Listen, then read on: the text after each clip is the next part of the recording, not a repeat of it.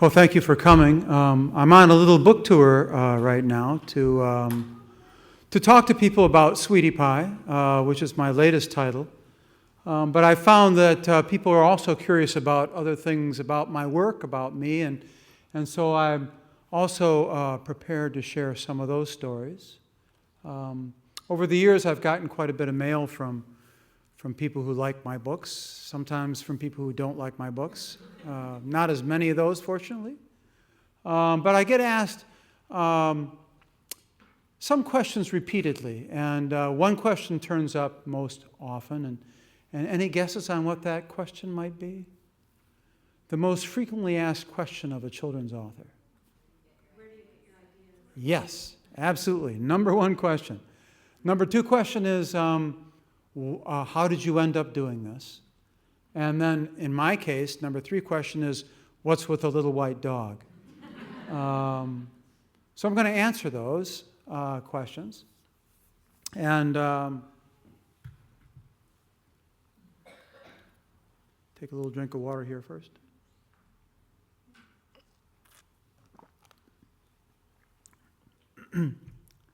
I'm actually an illustrator, author, somewhat by accident. A lot of times when people grow up to be artists, pursuits like that, musicians, writers, actors, those are usually things that they've sensed in themselves when they were quite young, and maybe before they were 10 or 11, they decided that's what I really want to do. And so from that age onward, they pursue that. And they get their parents, or maybe their parents identify it in them, and they get lessons. They take acting lessons, or flute lessons, or dancing lessons, and those young prodigies, those young geniuses, grow up to be adult artists. In my case, I didn't really have much interest in art when I was a kid. I used to like to ride my bike around out in the neighborhood. I used to play in the fields. Did not really spend a lot of time at my desk with a pile of crayons, dreaming of the day I would make a children's book. And I stayed like that pretty much all through high school, even when I got to be, 13, 14, 15, 16. It was still not something I magically identified in myself, and one day woke up and said, yes, I know what I'm cut out for. I'm cut out to be a storyteller. It just simply never happened. And what did happen was I reached the end of high school. I was a senior and was applying to colleges. I grew up in Grand Rapids, Michigan, and way back in the 1960s, they had a system where someone from University of Michigan admissions would come to your high school, and this person could sit down with you, a little meeting in the guidance counselor's office, and you could have a conversation with that person, and they would look at your transcript, and they would look at your SAT scores, and they would have a conversation that would convince them that you were worthy of becoming a University of Michigan student, and at the end of that half-hour meeting, you were in. None of this high anxiety waiting for the envelope. And so that happened to me. So I went into a meeting to decide whether or not I was going to go to the University of Michigan, and furthermore, what I wanted to do when I got there. So I sat down with this gentleman, and we talked a little bit about my interests, and he said, well, Chris, what do you think you want to do when you get to college? And I had no idea, but I had in hand the brochure that listed the kinds of things that you could study at the college, which would be things like, I could study language, I could study geology, I could study, psychology. But there was a school that was called A&D within the university, the School of A&D. And so I asked the man, well, what is that? And he said, that's the School of Architecture and Design. It's the art school. And as I say, I hadn't done any art since I was probably in third grade. But when he said the art school, it had never occurred to me that you could get a college degree doing art. And so I had about 2 or 3 minutes there to reflect. And I was thinking, art.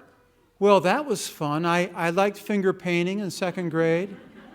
I liked making little things out of clay in fourth grade. And so I said to him, that sounds great. I'd like to be an art student. I'd like to be an art major. So he said, okay. But then he looked at my transcript. This is the list of courses that you've taken while you've been in high school. And there was no art there at all. And he said, well, Mr. Van Allsburg, I see you haven't taken any art. And so I felt challenged then, and I felt challenged to persuade him that I deserved to be an artist, based on 3 minutes reflection of what it might be like. And so I said to him, well, of course, my own skill level is at a stage right now where I can't really get any benefit from what happens here in the high school program. And I've been studying privately for the last few years. And I have a studio set up on my front porch where I do some stone carving. And I have another little space set up to do some painting. And that's mostly how I spend my free time. And he wasn't absolutely convinced, I don't think, but he'd probably never heard that before. So he posed for me an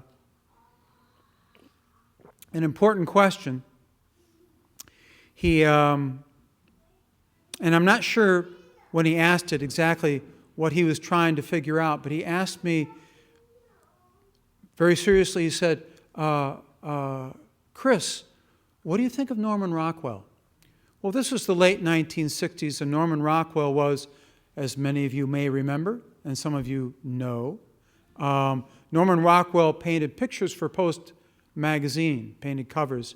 And around that time, there was some controversy around this illustrator artist because people thought he was just a sentimentalist, that he was a glorified greeting card illustrator, and that he deserved no more respect than you would give a greeting card illustrator. But there was another school of thought, which was that this man had an extraordinary gift for capturing a feeling about America that Americans connected to. Even Americans that weren't alive for some of the scenes that he painted still felt an emotional response to these pictures. So I had to figure out, was he trying to figure out how sophisticated I was? Or was he trying to figure out if I had certain kinds of artistic values that he had? So I measured up the man, and I'm figuring, well, he's there, he's wearing white socks, he's got short sleeve shirt, and he's wearing a tie and pocket protector, he's got a crew cut. And I'm trying to figure out, well, is he really wondering how sophisticated I am? And I thought not.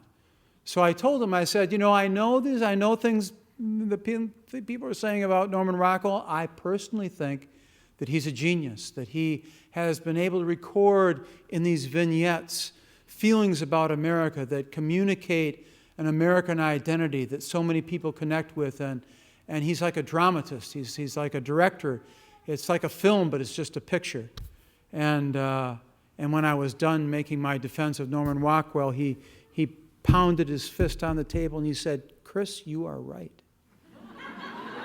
And then he took out my application and he checked it off, and I was, at that point, a University of Michigan art major.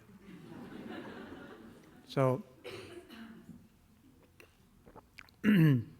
what I found out when I got to the University of Michigan a few months later was that I was surrounded by people who actually did study privately on weekends and had been doing so for years. And so when I got to the art school, I saw people who could draw with exceptional skill and what I thought was, born talent. And because I couldn't draw like that, I felt like I'd made a terrible mistake, that I was in way over my head. And I didn't appreciate that a lot of being good at drawing it has to do with having done it a lot and having learned how to do it. But I shied away from drawing because I felt I didn't measure up, I wasn't good enough. But I did take a course as a freshman in three-dimensional design, and that's basically Introduction to Sculpture. And so I responded to that quickly because As a child, I didn't draw pictures and dream about writing stories, but I did build model boats and model planes and model cars, and I was very good with my hands, probably in a way that maybe concerned my parents, because I would go into the basement for an entire summer and come upstairs with a fully rigged model of the HMS Bounty.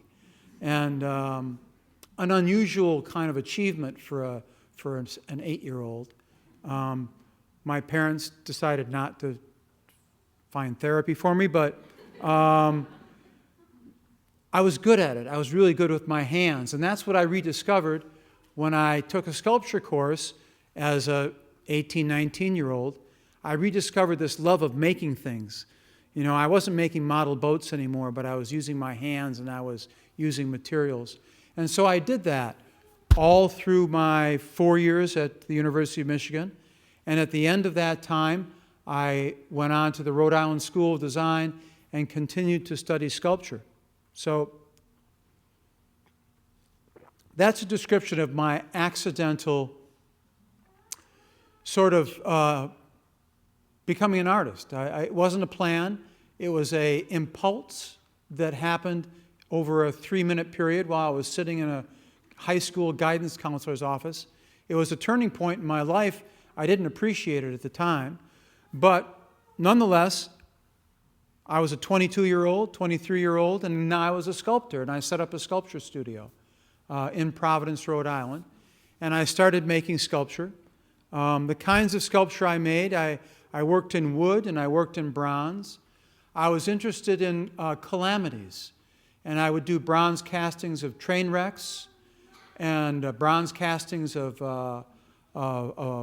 plane wrecks, bronze castings of sinking boats, bronze castings of things that were broken after they'd fallen off tables.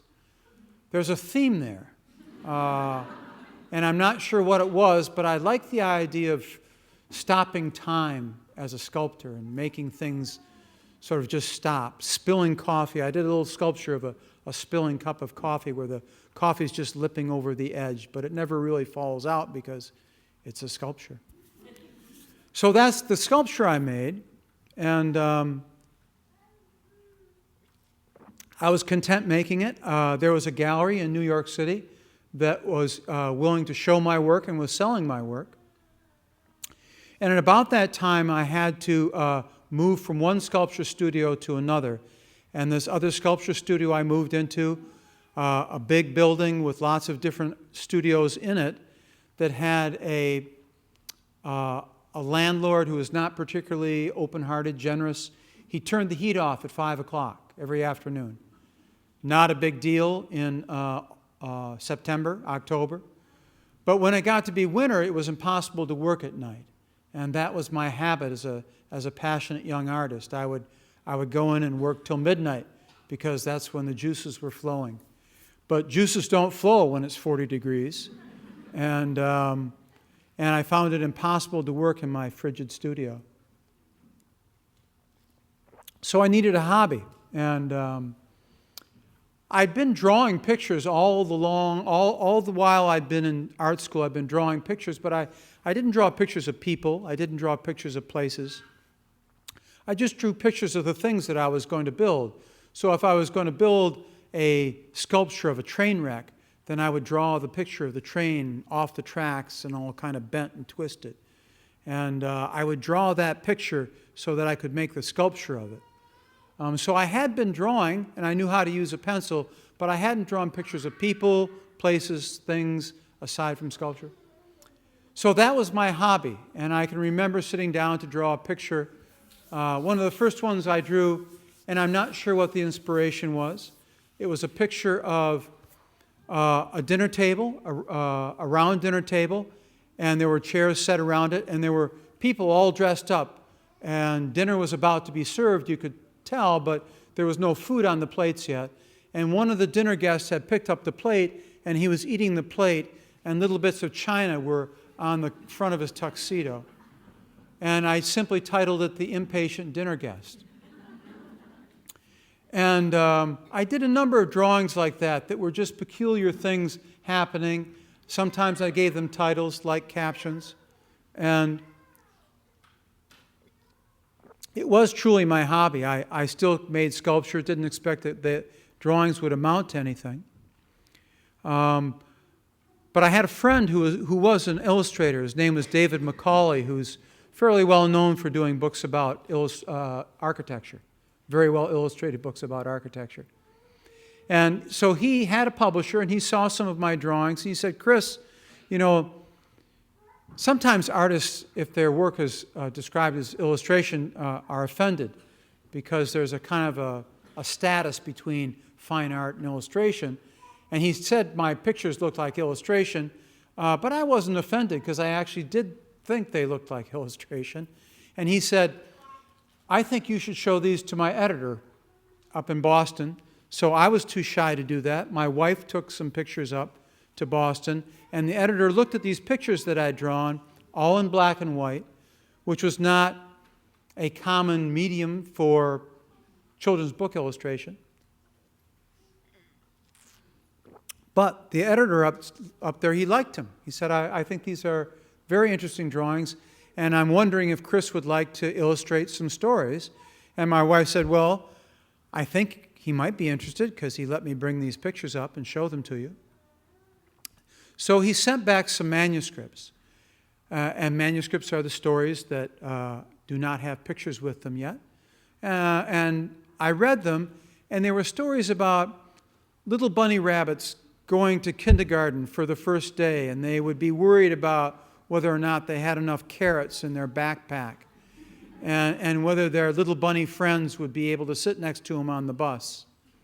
And so those are a certain kind of book. Maybe some of you kids have read books like those and liked them, especially just before you went to kindergarten. Maybe you thought they were comforting.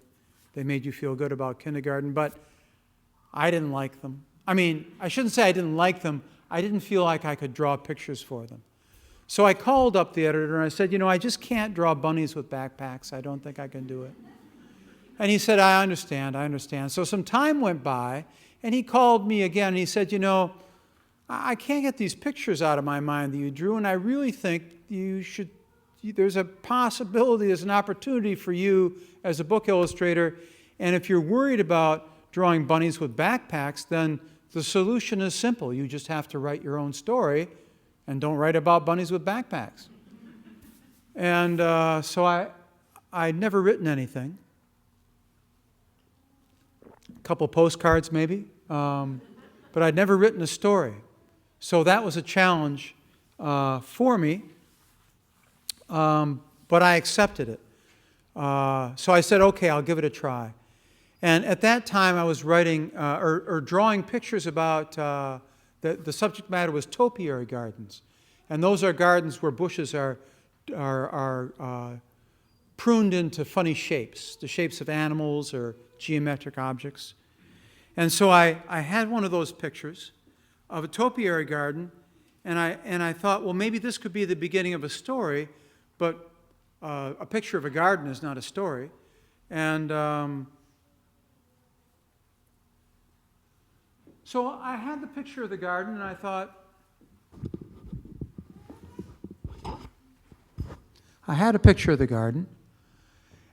well, that's okay. It's kind of unusual. You don't see gardens like that every day. But I thought something needed to happen in the garden. So I thought, well, maybe there's an animal running through the garden. So so now I have a picture with a dog running through a garden.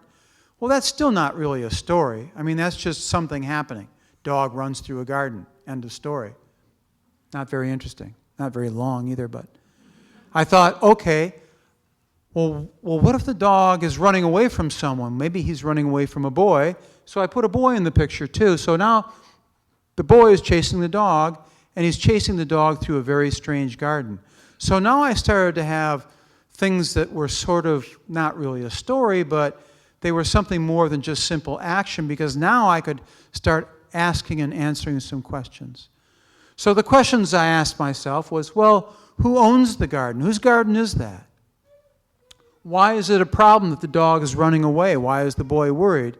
And as I worked on it, some ideas came to me, and one of them was, well, the garden is owned by a very strange individual, and he doesn't like dogs.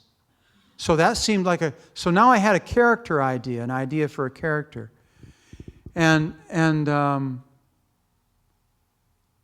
I also had an idea for the dog. He was mischievous. He was unruly. And I also had an idea for the boy that it wasn't his dog, but a dog that he had to take care of, so he was worried about losing track of the dog.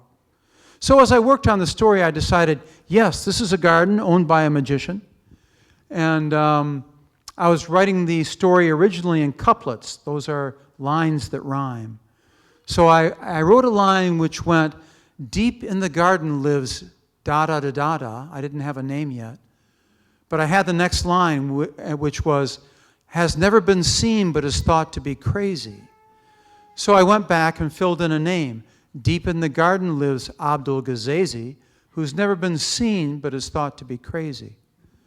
So now I had a name for the strange character who owned the garden, and I also had an idea that he could be a magician.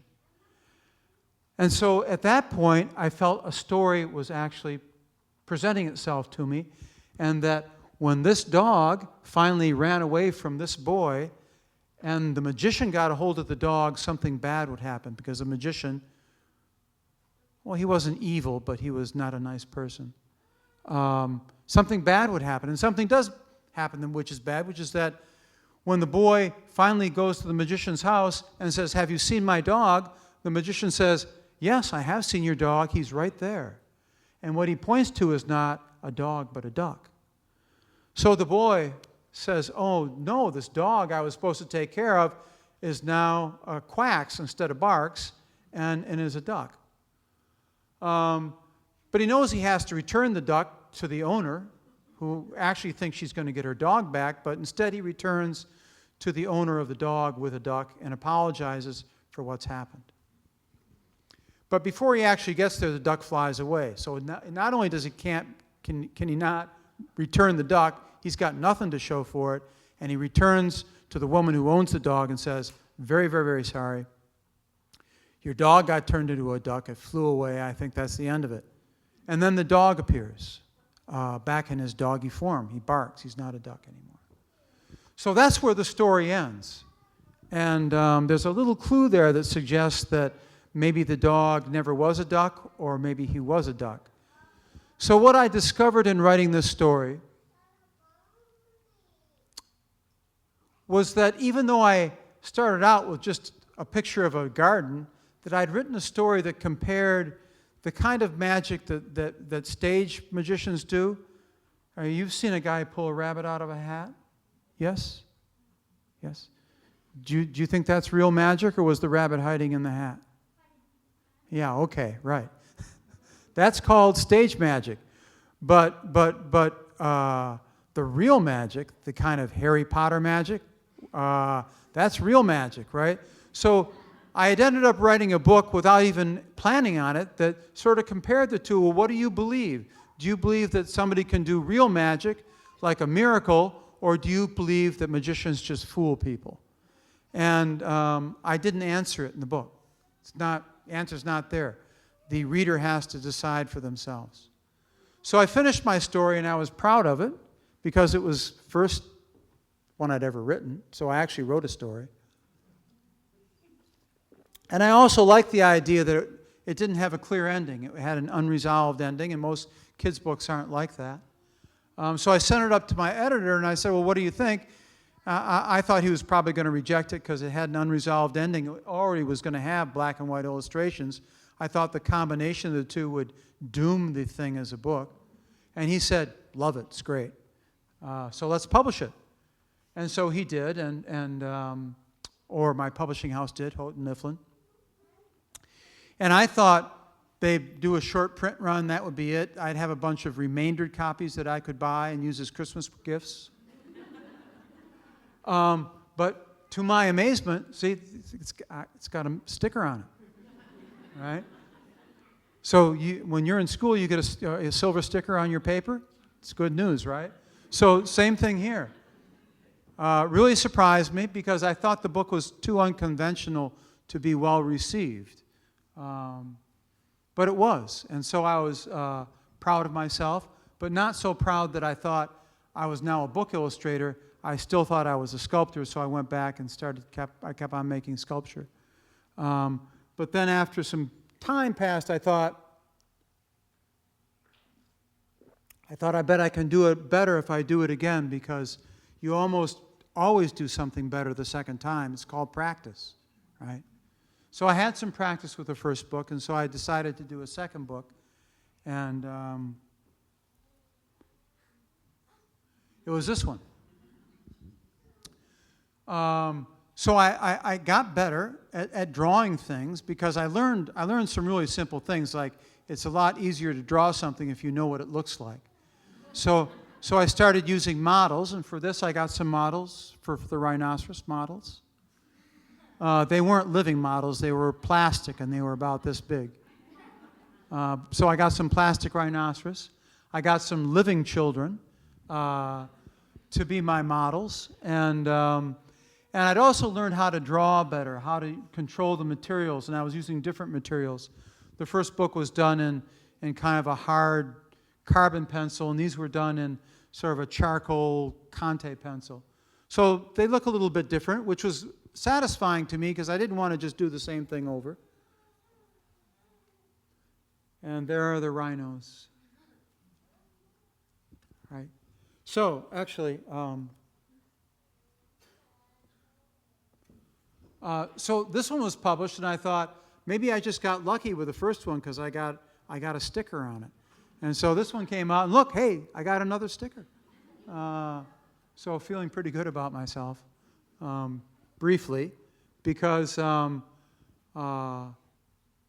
at that point, I think I sort of made a decision, well, maybe I should spend more time in my drawing studio, less time in the sculpture studio, though I was selling my sculpture, but there was something about the picture making and storytelling thing that started to be a little more compelling to me. So I decided I would try another book, and so this is my third book, and this was stimulated by some ideas I've had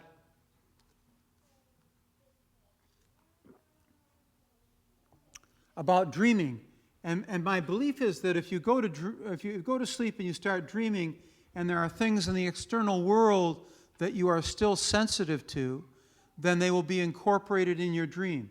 Like if you were dreaming and you heard a dog barking, in your dream you might actually see a dog, right? Makes sense? So this is a story about a boy who goes home to study about the great landmarks of the world, and he has his book open in his lap, and while he's reading about the landmarks, a deluge begins, and it rains very heavily outside his window. And so those two things combine. He's reading about the great landmarks while this torrential rainpour is happening outside, and so they combine. So he sees the world underwater. So he goes past all the great monuments, and one of them he goes past is the Sphinx. And what he sees here is quite unusual. He sees a little house with a person in it waving at him. He never sees this in front of any of the other things. He only sees it here. So anyway, he goes all the way around the world in his dream, and then he wakes up. And he wakes up because his young friend is knocking at the window. The rain has stopped, and the young friend, a little girl, says, "Do you want to go outside and play baseball?" which was what their plan was before it began to rain. So they go outside, and they're on their way to go play, and she says to her friend, the boy who'd had the dream, Ben, she says, "I had the craziest dream. You'll never guess what I saw when I went past the Sphinx." Oh, no, he says that to her. He says, "I had a crazy dream, and I went past the Sphinx. You'll never guess what I saw." And she says to him, "Oh, yes, you saw me in my house waving." And he said, "Well, how did you know?" And she said, "Because I had the same dream." So my idea here was, if two people had the same dream, would they be able to meet each other when they were there?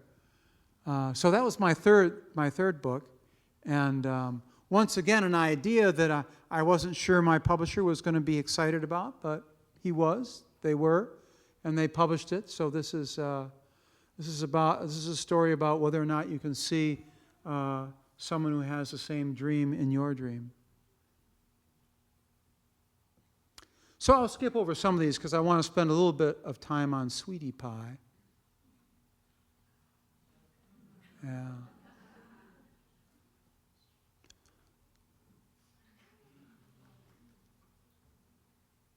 Well, maybe I'll spend.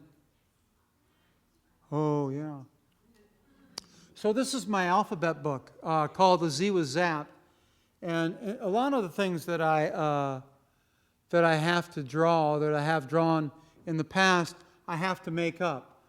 Jumanji would be a good example. Even though I had little models of rhinoceros, I still had to sort of make up what it was like if they were going to run through my dining room.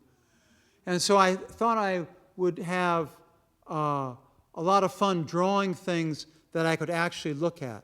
So I built a little stage with a curtain, and I cut out letters out of wood, and then I put them in the stage and I lit them. I was not able to make lightning, so I did make up the lightning, but everything else I was able to draw exactly what I was looking at, which is the way art has been made almost forever, is that you draw what you see. So in this case, I drew the entire alphabet. Here, I did draw everything that I was looking at. I went to the pet shop. I got a small little fish bowl. I got a fish. And because this somewhat relates to my last book, I want to make clear no animals were harmed in the production of this picture. I talked to the pet shop owner. I said, I just need to draw the picture of this goldfish. It will take me less than an hour. Can I bring it right back? And he said, okay. So this fish briefly swam around the D, and then I bagged it back up and took it to the pet store. But this is an alphabet book. Now I'm sure all of you have had, as youngsters, you've had alphabet books, right? A is for apple, B is for banana, C is for cherry. Do you find that boring?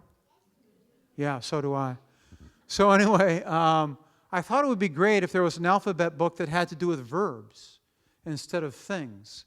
And I'm not a pedagogue, and that means someone who's actually studies the science of learning.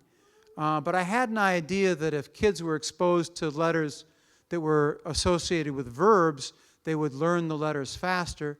And according to my fan mail, it works, because teachers say that, I've had kids who struggle for a long time, and once they see the D drowning, they don't forget.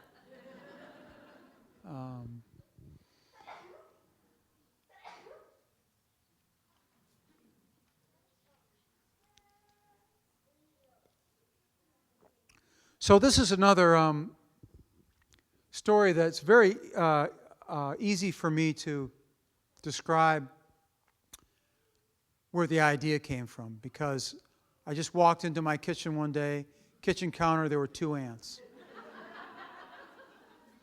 And I started to wonder, well, if I went ahead and started making breakfast and those 2 ants, I didn't see them, they didn't see me, the ants could have a really bad morning.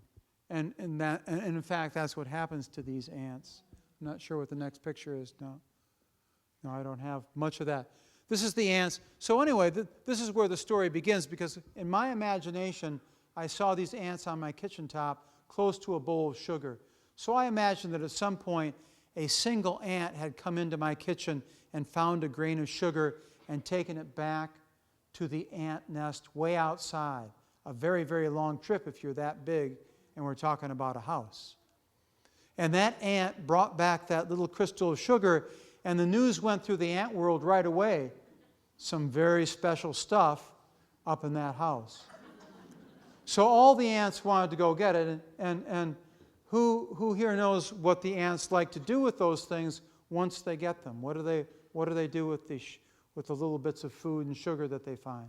Any ideas? They share them? They do share them, but who do they share them with? Because there's one special person. Yes. The queen, yes.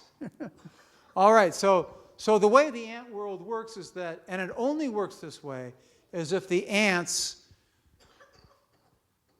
they love the queen so much they have to bring the sugar to the queen. They'd probably like a little bit for themselves, but they bring it to the queen because she's the mother of them all, and her happiness is their happiness. So anyway, these ants go off, and they climb. When they climb, see, this is them just moving through the lawn, but for an ant, my backyard is a jungle, right? So this is my backyard, and this is the ants, and they're on their way to my house. And so really bad things happen to two of the bad ants because when they get to the sugar bowl in my kitchen, all the other ants go in, they take a grain of sugar, and then they climb out, they go back, and they retrace their path, and they go back to their little ant home outside, and they deliver the sugar there. These two ants get into the bowl, and they think it's really nice. It's especially nice to stay there because they'll just have the sugar to themselves. So that's a real kind of traditional story idea, which is that you create a couple of characters who misbehave and then you punish them. So bad things happen to the ants. They get ground up in a garbage disposal. They get electrocuted. They get fried in the toaster. But they survive. They live through it all, and they live through to the next night when their fellow ants come back to get more sugar for the queen. And then these two bad ants, what they do is they just fall in line, they get the sugar, and they follow their fellow ants back to the ant world. And so they now are two good ants. Now, when I wrote the story, some people asked me, "Gosh, Chris, this seems like a story about conforming, that you have to be like every other ant." And actually, a couple years after I wrote this book, a film came out whose theme was basically about that this ants conforming. But my story was about something else. It was about the reality of accepting how your nature fits into your life, and how ignoring your nature leads to bad ends. So the ants weren't really bad. They just forgot what their program was and their nature. Because, frankly, they were much happier when they went back to the nest. I guess that is kind of a conservative idea, but comforting to me.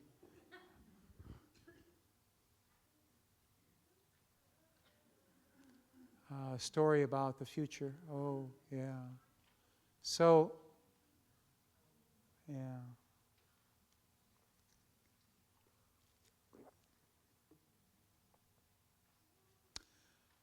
This is the way this story evolved is actually kind of interesting because an illustrator from Walt Disney Studios, a young person who was very interested in new technologies for animation, contacted me, and he liked the way I drew, and he thought that I might be able to contribute something to this new kind of animation that he was so interested in doing at the Disney Studios. And so he visited Providence, and we talked about contributions that I might be able to make, and then he went back to California, and we sort of parted ways for a while, and then I learned that he left Disney Studios, and he went to another small studio in Northern California, and he contacted me again, and he said, "You know, this technology we have is really great, but we need a story that has a character in it that works well with the technology, that doesn't show off the weaknesses of the technology." And he said, "Would you be willing to work on a story?" So I looked at the sample reel that showed what they could do with their technology, and I thought, well, you can't do people. The technology clearly is not good enough for that, but you could really bring things to life. You could make things come alive. And so I wrote this story about a broom, a witch's broom that comes to life. And then when I was done with it, I called my friend, the animator, and I said, "I think I got a story that might work for us." And he said, "Great, Chris, so grateful that you worked on that, but I'm working on a story that's just got a bunch of toys in it instead." So that was Toy Story. So the broom was never going to make it to the big screen, but I liked the idea so much that I went ahead and wrote a story about a broom which belongs to a witch, but it got old. It couldn't fly anymore, but it could still do some nice little things around the house, like sweep. And that's the story. It's actually a story about intolerance because the people who live near the widow who has the broom think the broom is evil. But of course, it's not evil. It just happened to be associated with an evil person, namely the witch.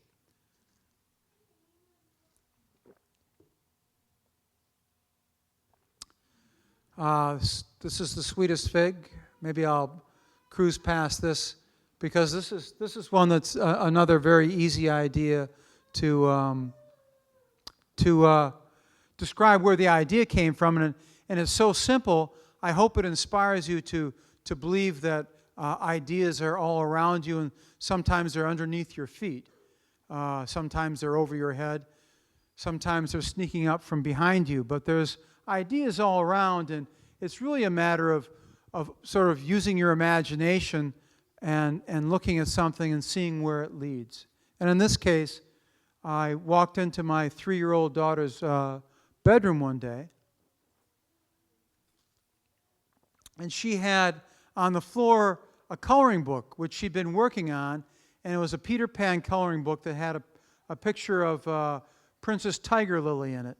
And Princess Tiger Lily had this terrified expression on her face because she was sinking in a pool of water because she was drowning. She could not swim, and she was crying out for Peter to save her.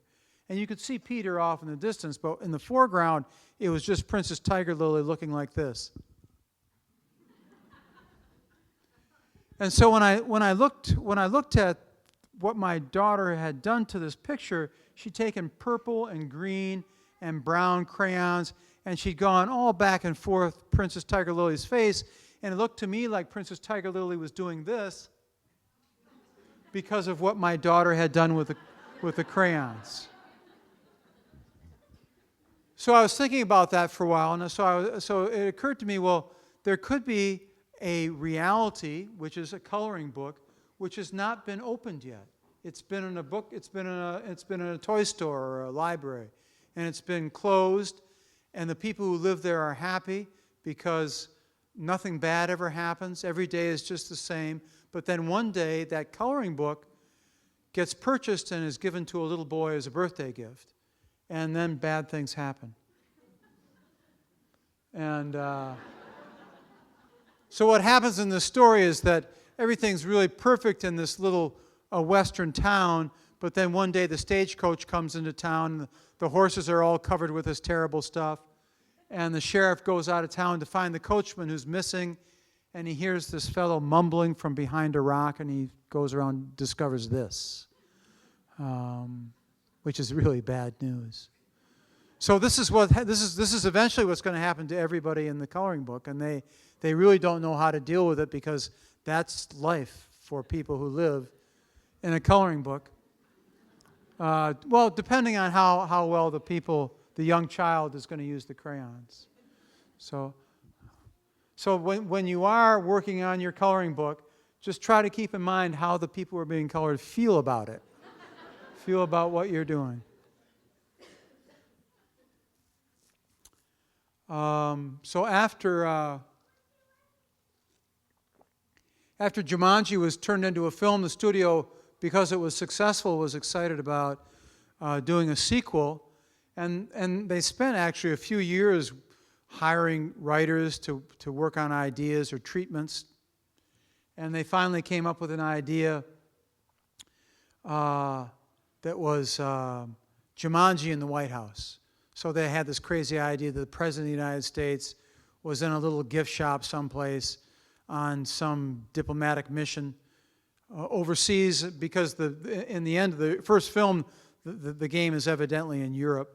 So anyway, the president buys the Jumanji game and he brings it back, and then all terrible things happen in Washington, D.C., and rhinoceroses charge the halls of Congress, and which doesn't sound much different from what's happening now.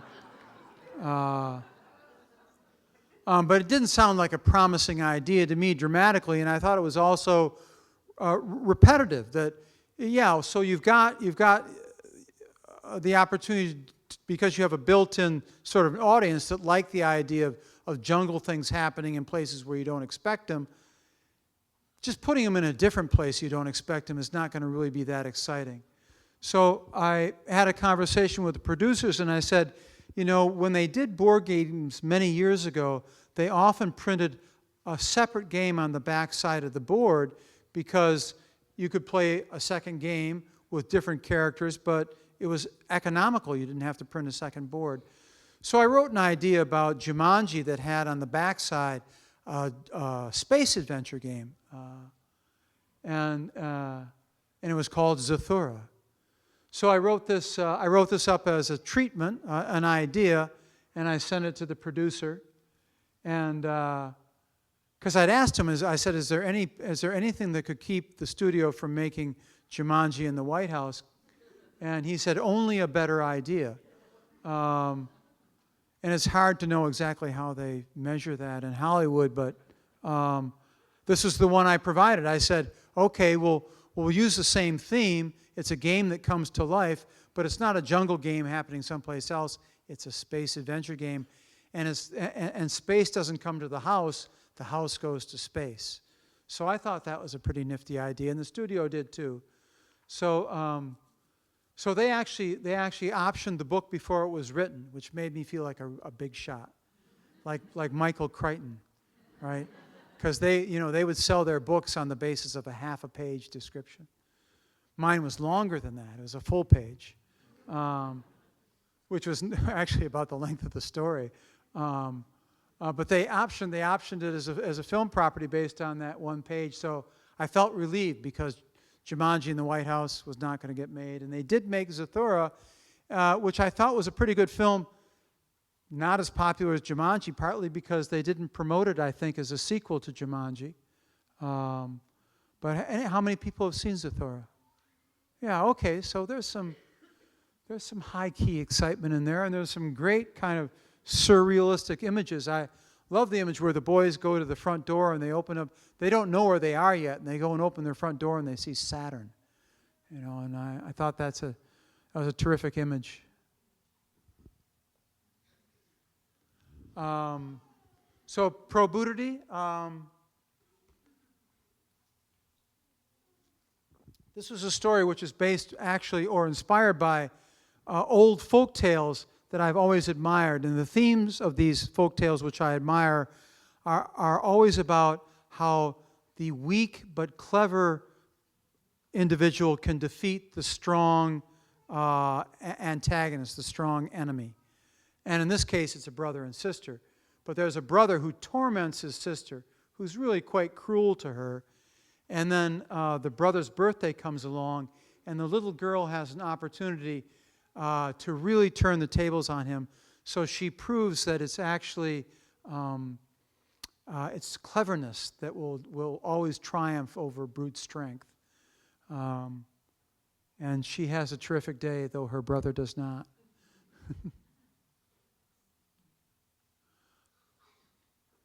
Yeah. So I like to try to challenge myself with different materials a lot. Even though my books do have a similarity, I always choose different materials to execute them in. But I also sort of like to try a different subject matter. In this case, I was always interested in, or I haven't been always interested in it, but I remember as a child being really excited about reading the history of America as told in the biography of unusual Americans. Quirky Americans, brave Americans, iconoclastic Americans. So I had this memory of a woman going over Niagara Falls. This was not a dream, it actually happened. So I had this memory, but the memory was from an article I read in the late 60s in Sports Illustrated magazine about the Daredevils of Niagara Falls. And I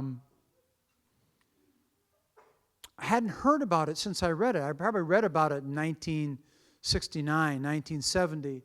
And it was such a distant memory, I thought, how am I going to find out that chapter of that history? And can I write Time Life? Could they go into their archives and help me look through their back issues? And then it occurred to me that I could just Google woman barrel Niagara Falls. And bingo, there she was, Annie Edson Taylor. So the first person to go over Niagara Falls was a woman, and she was about 63 years old. So I thought that's an incredible story, and that was the kind of unusual American I was looking for. It wasn't clear to me what she signified or what part of the American character she revealed by doing what she did. Well, actually, maybe in the age of reality television, it's easier to understand why she did what she did, but I was drawn to this subject and happy to see when I Googled her that there was very little information existing about her, no picture books about Annie Taylor, and so I decided to tell her story. And one of the reasons I was interested in telling the story is because I knew in the course of illustrating it, I would be able to put the audience in places that are unusual, like in the barrel with Annie as she's going through the rapids. Because that's an unusual point of view, right? To be in a barrel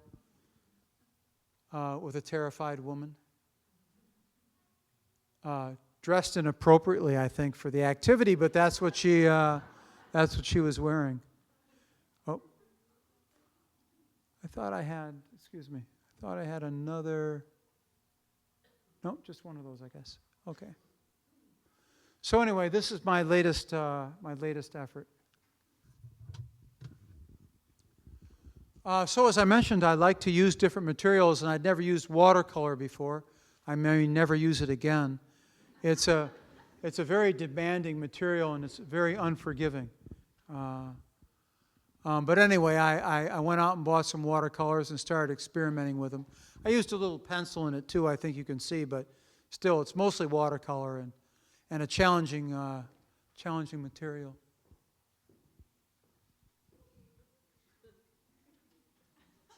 There's something in there I don't recognize.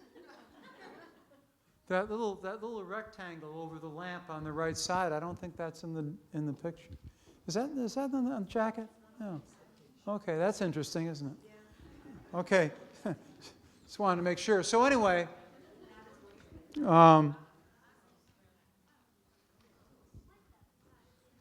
don't see that rectangle's not on the lamp, is it? Okay. Some glitch in the software. So anyway, this too was inspired by something fairly simple, namely that my children had 2 hamsters. And I'm sure that the discussion that happened in my house was like the discussions that have happened in many houses. Your child comes up to you at the age of 4, 5, 6, and they want a dog, right? Any of you have a hamster? Or a guinea pig, gerbil? Guinea pig? Right. So was that the first choice, or was the guinea pig a fallback from the dog? Yeah, okay. So that was the case in our household too, that my children wanted a dog, but we didn't think they were ready. We weren't quite ready either. And so we started to try to, bargain low, and we said, well, how about an ant farm? And they said, we aren't interested in an ant farm. I said, well, how about a little lizard? And they said, we are not interested in a lizard. A goldfish? No goldfish. So finally, we got up to the guinea pig, the hamster. And so we went to Petco, and it was kind of depressing to me because I knew that right away my children were looking at the hamster, but at the same time, they're stealing glances over their shoulder, really wanting the dog that was behind them, and it seemed unfair to the hamster that it was just a substitute. But they promised that they would love it, and I believed them, and they did actually for a little while. So we brought the hamster home, set it up, and learned all about the things you have to do to take care of a hamster and to make the hamster happy. And that's a challenge because even if you are dedicated and take the hamster out a lot and interact with it and let it run around the room, it's not a really happy hamster. And you know that at some point it's going to go back in the cage. All night long it's going to go around in its little rickety-tickety thing, and it's going to disturb your child. Your child's going to ask if you can keep it in your bedroom because it makes too much noise.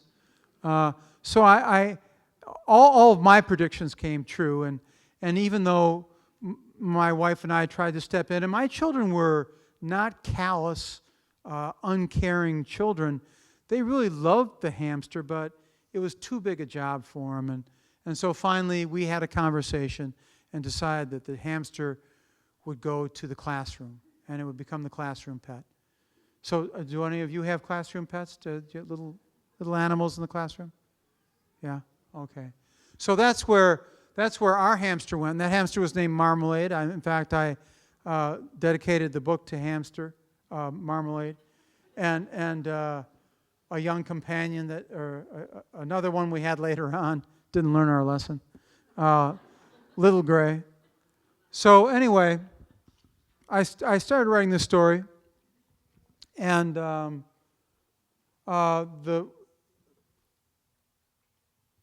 way it started was fairly simple, that I just had things happen to the hamster that happened in my own family that, my children just love the idea of it.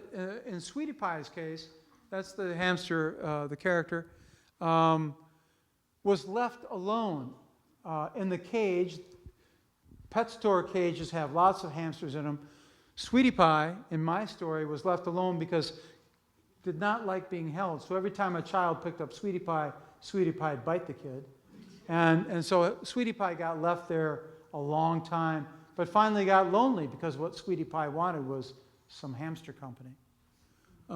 So finally a little girl comes and picks him up, and he wants to bite her, but he doesn't, because he believes that if she takes him away, that he will rejoin the other hamsters who've already left.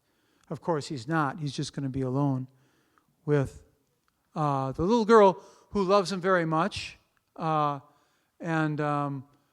before long finds things that are more interesting to her. And as she begins to neglect him, she wants to prove that she still loves the hamster, and she does that by feeding him lots of food. And so the hamster loves to eat all that food. He becomes a very large hamster, like a water balloon. So at that point, she talks a young boy next door into maybe being the hamster's new owner, and he does in fact move next door to a boy who just happens to own a very large dog. So that's bad news for Sweetie Pie too, except for the anxiety of living with a dog makes it difficult for him to eat, so he loses a little weight. And then Sweetie Pie has to move on, and in this case, given to the boy's young cousin, who thinks Sweetie Pie is a doll. And like a doll, you can dress it up and play with it and put it in a dollhouse. And Sweetie Pie doesn't like that. But the girl has other ideas about how to have fun with Sweetie Pie, including putting him in one of those plastic balls, which look like a lot of fun to human beings, but the hamsters kind of freak out because they aren't used to being on a surface that goes rockety, and so they just keep trying to claw to get to a better place, and as a result, they take off. And in this case, he took off downhill, and the little girl lost track of him. So here he goes downhill, slides through some traffic, and ends up in a park, and he's left there overnight. And then he's not sure if he's fortunate or lucky to see some kids the next day, but a little girl actually does see him laying in the grass and decides to pick him up and take him home, but she hasn't warned her mother yet. And so when she shows up with a hamster, and the hamster gets loose inside the house, the mother is convinced it's just a rat, and she tries to get rid of it with a broom. You can see that happening there. And there's Mom with the broom right there, ready to take another whack. So in the story, this hamster has the same fate that ours did, which is that it's now going to become a class pet. And so it goes from being handled not very much to handled quite a bit. You can see that the hamster at this point is getting a little worn out.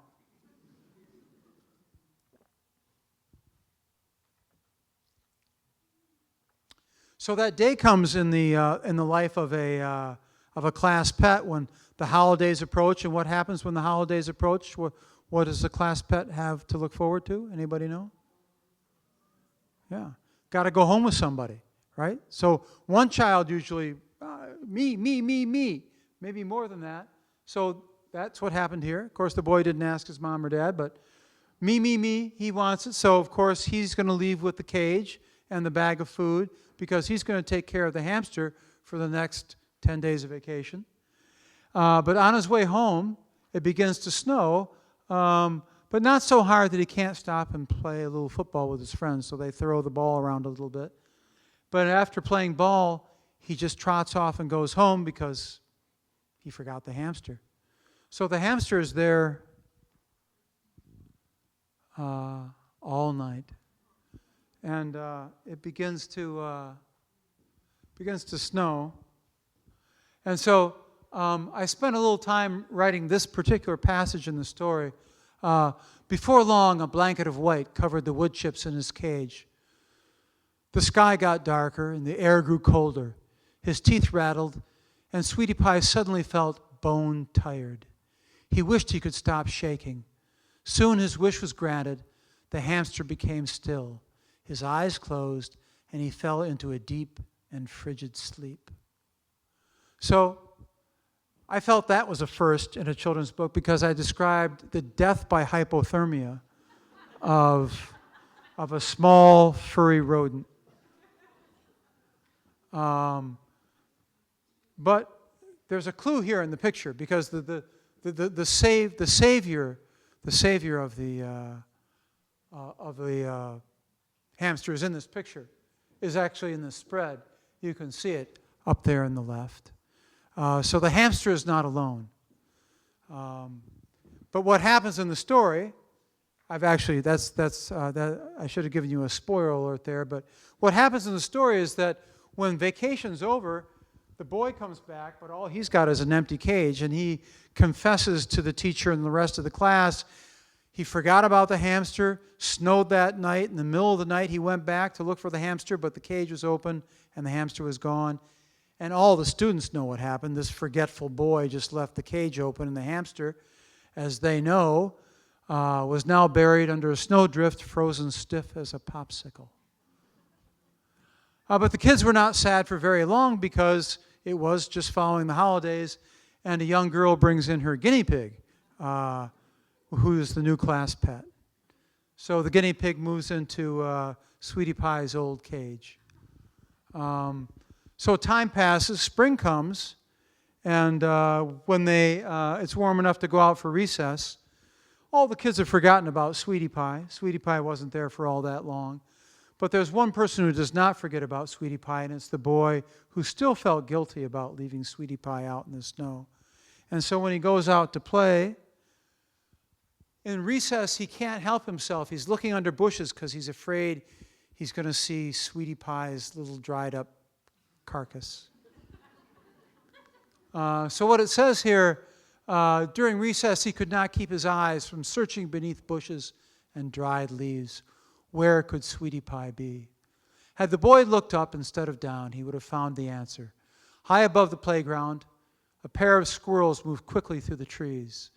They crawled into a leaf-filled hollow made warm by their friends who were nesting there. The squirrels cracked off pieces of acorn with their sharp teeth and shared the food with their small, tailless comrade.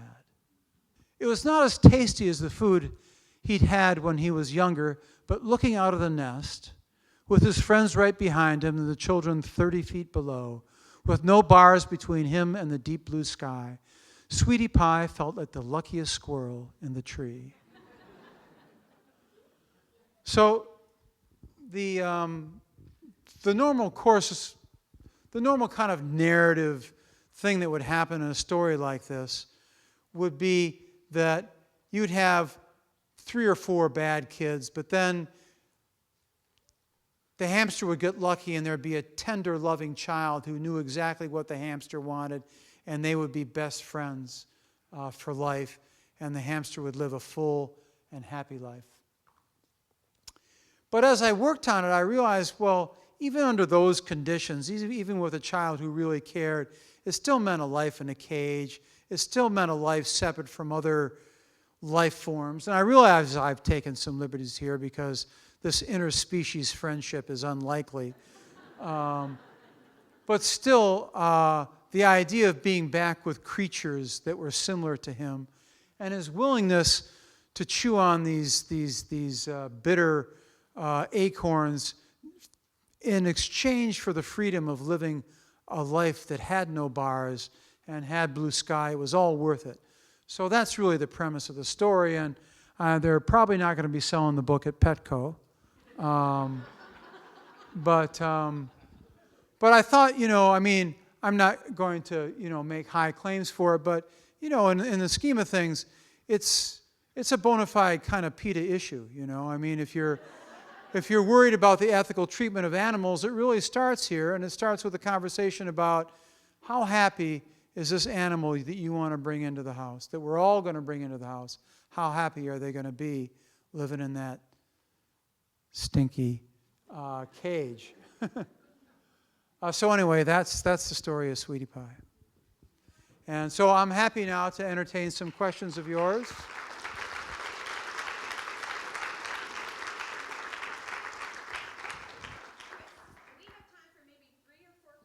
Okay. Let's try a few. Yes, right here. Okay, the question is, how did the story of the Polar Express come to me? And that's unusual amongst all the stories because I merely had to recall it. When I was 8, it all happened. Memory was buried for a long time. Somebody asked me when I was 12, I could not have remembered it, but when I turned about, it was 30 years ago. So when I was about 35, I started having these memories of this train that pulled up in front of my house. So when I started to write it, often when you write a story, you make false starts and you have to go partway in, you come back. That's not leading you in the right place. But when I started writing the Polar Express, I wrote it out in a single draft because, and I'm speaking somewhat metaphorically, it really felt exactly like a memory to me. It's of all the stories that I talked about up here, it's the one that took me the least amount of time because I'm still willing to claim it as a memory. Fritz the dog, yes. So, the first book I wrote, as I told you, I was not an experienced illustrator. So I actually kind of made up the people. I made up a lot of things in it. But I couldn't make up the bull terrier because I wanted it to be a bull terrier, so I needed one. And my brother-in-law happened to be visiting at about that time, and he said he was going to buy a dog. He said he was going to get a golden retriever, and I said, "That's not a very interesting dog. Ever thought about a bull terrier?" And he went back to Detroit where he lived, and he called a breeder, and he called me up. He said, "Hey, guess what? I got this really nice dog. It's a bull terrier." So I said, "I'm on my way." So I went out there and I made drawings, took pictures of this dog, which he named Winston. It was really a very nice dog. These dogs are lethally territorial around other dogs, but around people they can be just sweethearts, and this dog was one. And so developed a relationship with the dog. Probably 2 or 3 months after the book was published, the dog got hit by a truck. Thought it owned the road, so because they are territorial. So I thought I would always remember that dog because of its contribution to my first book. His name was Winston in real life. In the book, his character is Fritz, but he's Winston. I would always put Winston in each subsequent book. So he is in some form in every other book. Yes. What do you like to do when you're working and you kind of get stuck? Okay, question is, what do I like to do when I'm working and I get stuck?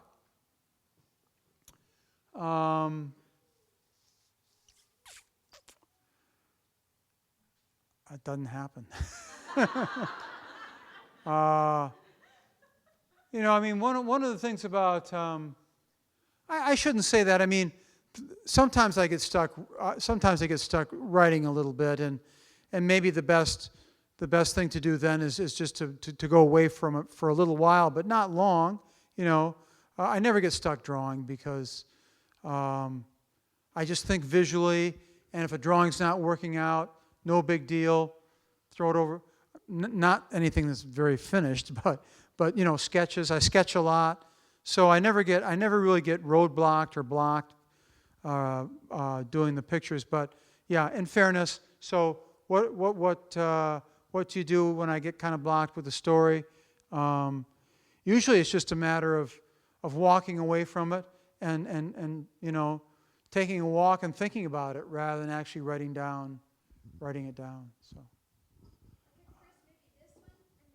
Okay. Okay.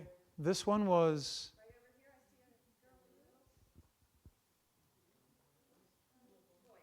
Yeah. How many books have I written? Well, I think in my introduction it was 17, but I think it's actually 19. I think this is the 19th. I'd have to go back and count, but I'm pretty sure I've written 19. Yeah, I think this is the 19th. What's that? Yeah, okay.